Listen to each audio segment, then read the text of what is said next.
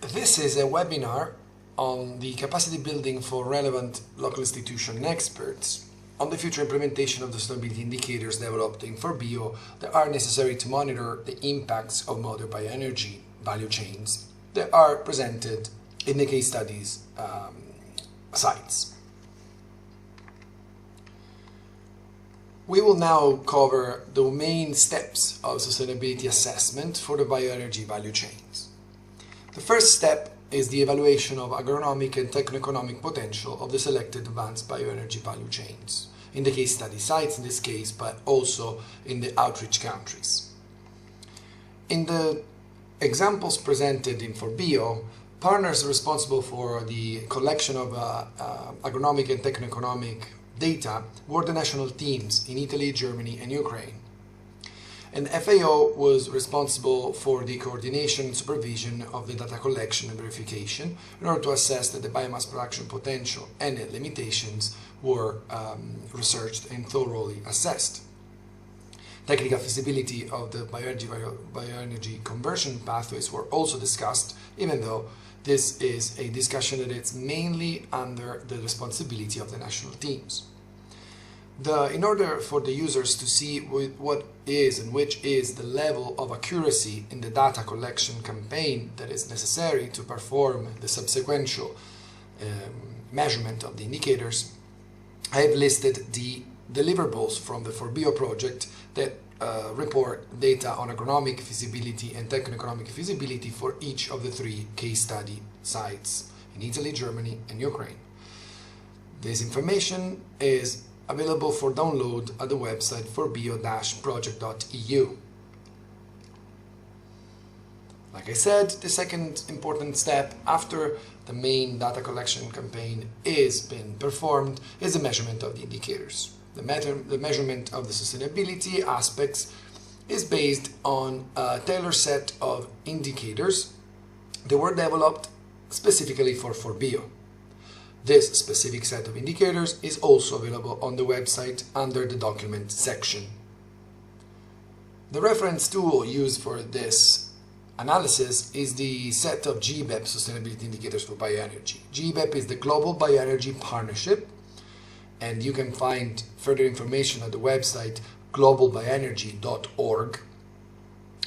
It's a partnership that it's composed by more than 70 countries and international organizations, and since 2006 has been working on addressing sustainability issues in the field of bioenergy. And in 2011, the main product of the Global Bioenergy Partnership was the GBEP Sustainability Indicators for Bioenergy report. Now, this is considered a reference tool because it is considered the most broadly accepted tool for assessing sustainability performances of bioenergy value chains. However, this tool is meant to describe nationwide sustainability assessments in a form of ex-post analysis, meaning that it monitors sustainability of already existing bioenergy value chains, whereas in the case of FORBIO, it was required an adaptation to describe local conditions, and we will discuss later in detail what the local adaptation meant. Specifically, we had to define a concept named the target area concept in order to basically equalize the area of impact of the specific local bioenergy value chain studied in each of the case study locations to the complete extent onto which the impact of these value chains will be reflected to. In addition to this, and the second important adaptation has been the adaptation of the indicators from the reference tool to describe instead ex-ante type of situations or value chains which are today not necessarily existing, not already existing. So in order to perform the assessment of the indicators, the tool was developed and tailored, and then the compilation of existing environmental data was complemented by the research and analysis on secondary data and literature, and then finally the indicators were measured via the use of a purpose-built calculator. I will recap now the steps that led to the measurement of the indicators. As I said, the first important step is the sustainability assessment. It is fundamental, pivotal, and key that the data collection campaign is harmonized, especially for monitoring purposes, and this webinar is mainly geared at local institutions, academia, but also interested investors and developers who are interested in assessing and monitoring the sustainability of the bioenergy value chains tested. It's fundamental that the data collection campaign is harmonized among different value chains, among different case study sites, but also throughout time, over time, so that the results are comparable over time. In the case of the sustainability assessment carried out in FORBIO, we use the data entry sheets, which are a collection of information basically listed in the form of Excel spreadsheets. And these Excel spreadsheets are also available, and these were complemented by literature research wherever the information promptly available were not found to be satisfying for the scope of the assessment. So a very thorough data collection campaign, which is also harmonized, is the first important step for the sustainability assessment. The second step, like I mentioned earlier, is the development of a tailored set of sustainability indicators. And here we can have a first look at the set of the sustainability indicators developed in FORBIO. These indicators are divided into the three pillars of sustainable development. As we can see, the environmental pillar on the left-hand side, social pillar, and economic or techno-economic assessments or indicators on the right-hand side. Among environmental indicators, clearly we recognize the important value of assessing the performances in terms of carbon footprint of the intended bioenergy value chain. So the life cycle greenhouse gas emission indicator is one of the indicators included in the environmental pillar. Soil quality analysis, other air quality aspects that not necessarily are greenhouse gas, but air pollutants that might be emitted by the value chain in some of its components, water use and efficiency, water quality, biodiversity, and impacts or changes in land use. Obviously, it is important to remind the users that the complete list of indicators and methodologies and examples are also available on the FORBIO project as one of the deliverables put together by the project.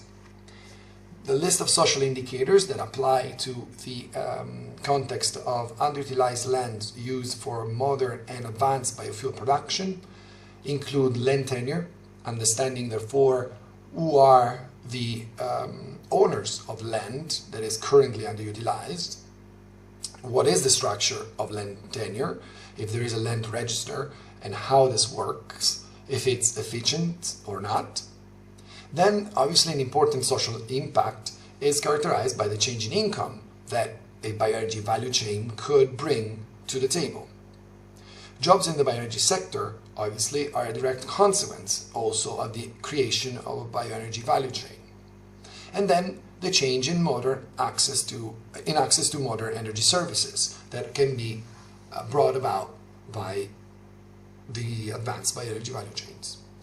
Techno-economic assessments include the assessment of productivity intended as yields per hectare on a per hectare basis of raw material or feedstock, therefore the biomass, and also yields of biofuels or final product, final bioenergy carrier, and also the productivity costs. Then net energy balance is another important techno-economic assessment to understand whether from an energetic point of view there is or not sustainability in the intended value chain. The gross value added or the contribution to the local GDP or gross domestic production. The need or importance of trainings the importance of the infrastructure and logistics and the adequacy of the infrastructure and logistics for the bioenergy distribution, and then the capacity and flexibility of use of bioenergy by the fleet in the case the bioenergy carrier is liquid biofuel, or by the residential sector in case the bioenergy form is, for instance, biomethane. Once the indicators have been assessed, have been selected, and like I said, the tailored set is available for the use of it's open to public use and available on the FORBIO website. The indicators need to be measured through a calculator that in the case of the FORBIO project was built by FAO, but it's a simple, very simple Excel spreadsheet which contains all of the indicators, basically translates the methodologies that are included in the report on the tailored set of sustainability indicators, available, like I said, again, on the FORBIO website. These were simply translated into formulas, and these formulas were then linked together on all indicators, all 17 of the indicators that were selected for the FORBIO project. So any user should be free to build a purpose-built calculator with the indication and the formulas that can be derived from the report on the tailored set of sustainability indicators. Now, the indicators are measured through the purpose-built calculator, which returns values that then need to be discussed. And in fact, these values, if taken alone, may not tell the full story of the sustainability assessment. And in fact, these need to be discussed with local stakeholders. So we can derive which ones are the main barriers in the environmental, social, or techno-economic pillars, and discuss with local stakeholders which are the main barriers to the sustainability uptake, sustainable uptake, market uptake of these value chains. As I said earlier, the local level analysis need the definition of an extent which includes the impacts that a local bioenergy value chain will set forth.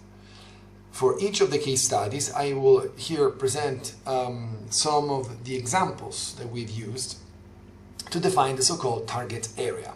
The target area basically is the sum of the areas of the municipalities interested by the contamination in the case of Italy, but it's also the sum of the areas of the watershed interested by the contamination in the case of Germany or of the underutilized lands, whereas in the case of Ukraine it coincides with the area of the Chernobyl non-exclusion zone.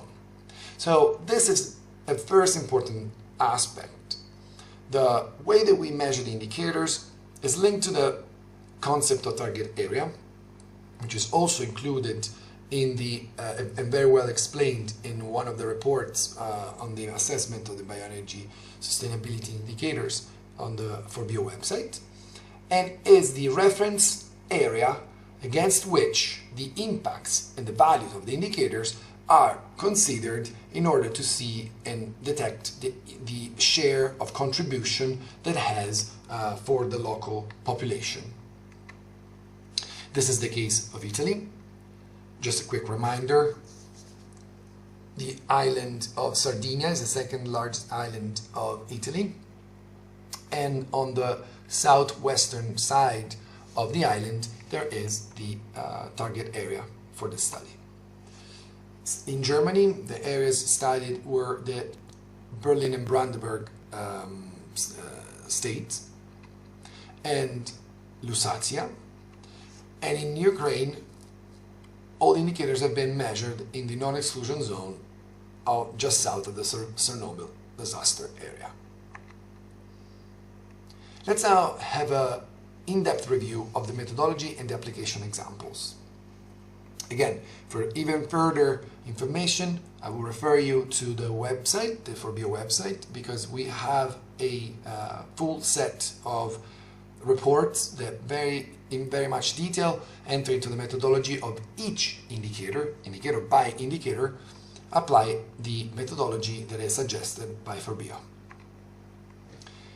Once again, this is the selected list of sustainability indicators for bioenergy in the context of FORBIO. And now we can pick a couple of examples to show you, starting from the general idea of how to measure the impacts, or better, how to measure the change in impact between the bioenergy value chains analyzed. I will show you a few examples. As we know, the indicators are meant to guide analysis that are geared at the local level, but these are possible because bioenergy is intended as a means to meet national and European goals of sustainable development. Therefore, even though these analyses are performed at the local level, we have to infer the impact at the national, or in some cases the European level. The way that this has been applied in FORBIO is by basically analyzing two different scenarios, a baseline and a target scenario, and then assessing the difference in impact caused by the two or more reference scenarios projections. What does this mean? Each indicator has two projections, or two or more projections at least.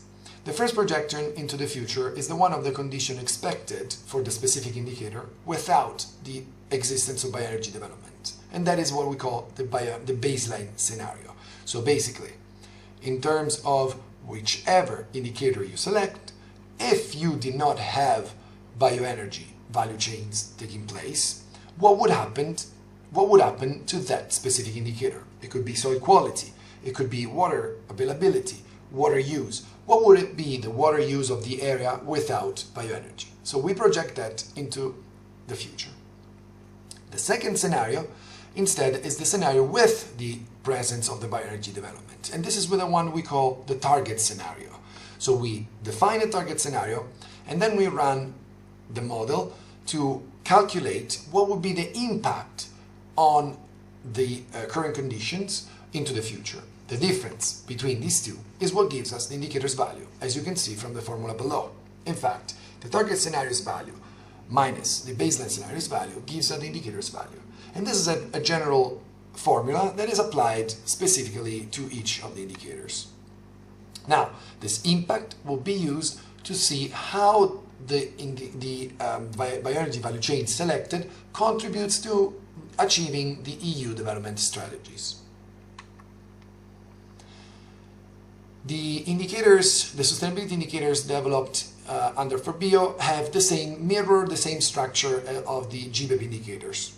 So there is the first section of the indicators that contains the indicator's name, its description, the measurement units, and then there is a first explanation of the methodological approach.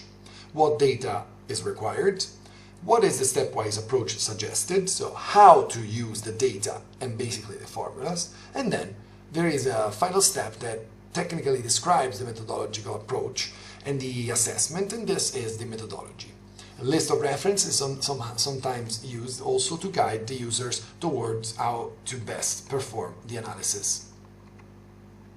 This is one example of a methodology sheet that is basically translating the methodology into formulas by adding numbers, which are the data, and then giving us values. The indicators values at the baseline are the one in the first upper part of the screen, and then the same formulas but with the different data, because this is the target scenario, are instead reported in the bottom part. How do we calculate then the indicator's value? As a change between the target and the baseline value. As you can see here, for two parameters that we have collected and decided to analyze in the case of this merely explanatory but also example kind of indicator, we can see that we selected final change in soil organic matter and final change in soil loss. Now, this is an example that can be, by simply changing the data using the same methodology, users can always replicate and also project several target scenarios. Another example is this time on techno-economic assessments. So one of the techno-economic indicators And basically what we are going to establish here is the impact on the current GDP and the future. So basically the indicator that we are calculating here is the gross value added. So there's a calculation of what is the current GDP and project that into the future, and then what is the additional output value with the bioenergy, which is derived by the sales of advanced biofuels plus the sales of additional services. And then what we do is we subtract the intermediate inputs when it comes to the cost of raw materials, for instance. If we then repeat these and we put these into practice with data that have been collected, we can see that we can find, again, the same formula. The indicator's value is given by the target scenario value minus the baseline scenario value. And this is, in our example, the contribution to the gross value added calculated in absolute terms, and then its contribution to the GDP, given the reference system that we have used. I can now give you a few examples from the case study in Italy for you to have an understanding of how these play. Again, on the FORBIO website, there is a complete assessment of sustainability indicators, not only in Italy, but in all other target countries, target case studies, so in Germany and in Ukraine as well. So the first thing that we have included here is a screenshot of the baseline situation. The first important step is to characterize the baseline situation. As we can see from this specific screenshot, the underutilized contaminated lands is some 18,706 hectares within the target area. The target area survey in total is 35,745 hectares. These 18,706 hectares are actual agricultural land, but because of the data collection campaign, we realized that there is a local law enacted by the municipality of Porto Scuso, which prohibits the cultivation of agricultural goods for food and feed on these agricultural land. And therefore, the 18,000 plus hectares are considered contaminated and therefore should be underutilized or not utilized, and are therefore available for the production of bioenergy or biomass. The target scenarios tested are listed here. In fact, for each of the different target scenarios, we need to define boundaries. And the case of giant reed for the production as a biomass for the production of lignocellulosic ethanol was studied here in target scenario 1 and 2. Other scenarios were also considered here. Giant reed here has been considered as rain-fed as well as irrigated conditions. Like I said, the bioenergy pathway studied is lignocellulosic ethanol production with combined heat and power. The technology used is the ProESA, which is property of Better Renewables, one of the FORBIO partners. And the target output studied in this case were 40,000 tons of bioethanol per year. So this is what the value chain looks like. There is the production of biomass, transport of biomass, and then the bioraffinery, which needs to be built within a radius that allows for the swift and effective transport of the biomass. In the case study of Italy, this industrial pole was found in the area of Porto Scuso, which within a 30 kilometers radius from it includes all the entire 18,000 plus hectares of contaminated underutilized lands. Then the assessment of bioenergy continues with the example of the target scenario. So, as I said, the 40,000 hectares of cellulosic ethanol are included as a target. The plant needed, or say the biomass used is defined, and therefore the model has calculated the target's cultivated surface necessary to meet the target advanced biofuel production.